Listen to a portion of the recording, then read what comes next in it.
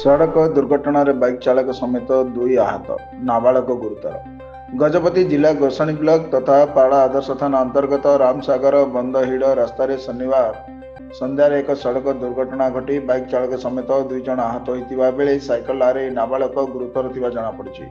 आहत को संकटापन्न अवस्था अधिक चिकित्सा आंध्र प्रदेश श्रीकाकुलम को स्थानांतरित कर वर्तमान सुधा थाना कौन रिपोर्ट दर्ज हो बेले आहत शिशु जनक फरेस्ट गेट अंचल साईकृष्णा बेहरा बोली जमापड़ी। स्थानीय लोकों सूचना अनुसार पालाखमुंडी पटरु 3 जन लोक गोटे बाइक जोगे आसुवा बेले भारसाम्य हराई एठारे साइकेल रे जाउथवा नाबालक को धक्का देथिले।